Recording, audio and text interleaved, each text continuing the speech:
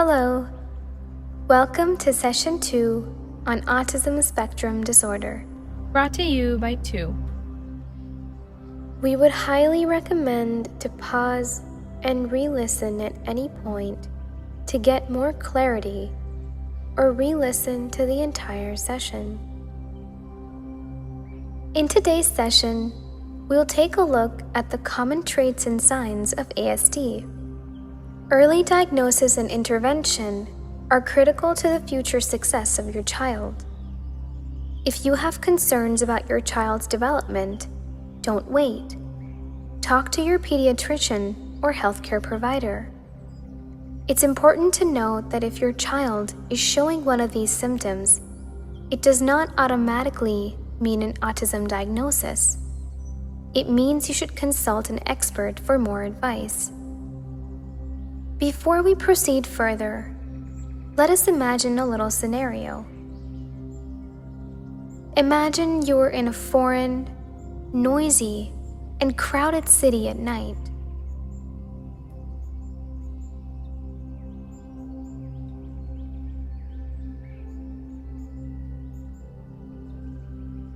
You've forgotten your way to the hotel.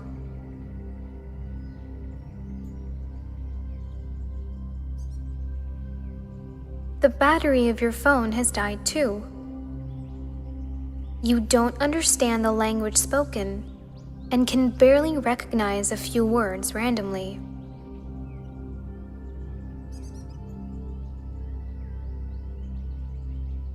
You're also unable to comprehend situations taking place around you. You want to express need for help, but you're unable to.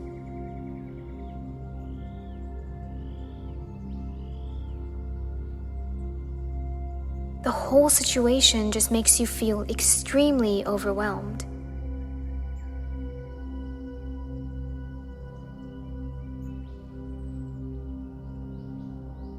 It's a discomforting feeling, right? A mere imagination brings such edgy feelings.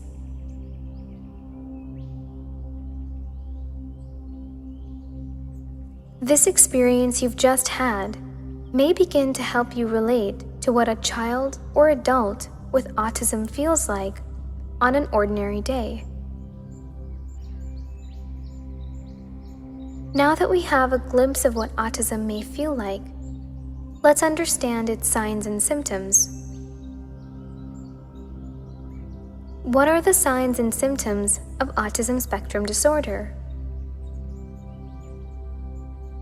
Due to the unique mixture of symptoms in each child, severity can sometimes be difficult to determine. It's generally based on the level of impairments and how they impact the ability to function. These are some common signs shown by people who have autism spectrum disorder. Social communication and interaction. A child or adult with autism spectrum disorder may have problems with social interaction and communication skills, including any of these signs. Fails to respond to their name or appears not to hear you at times when called out. Resists cuddling and holding and seems to prefer playing alone, retreating into his or her own world. Has poor eye contact and lacks facial expression. Doesn't speak or has delayed speech or loses previous ability to say words or sentences. Can't start a conversation or can't continue an ongoing one, or only starts one to make requests or label items.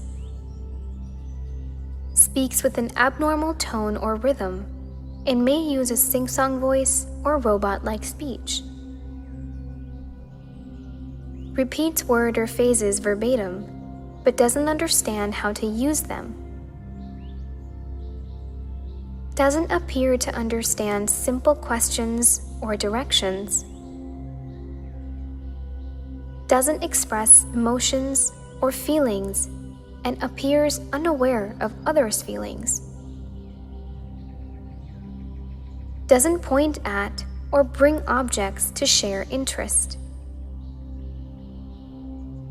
Inappropriately approaches a social interaction by being passive, aggressive, or disruptive.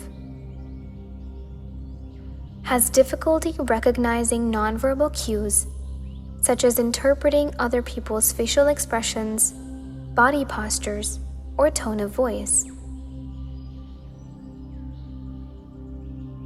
Patterns of behavior. A child or adult with autism spectrum disorder may have limited, repetitive patterns of behavior, interests, or activities, including any of the following. Performs repetitive movements called stimming, such as rocking, spinning, or hand flapping. Performs activities that could cause self-harm, such as biting or headbanging.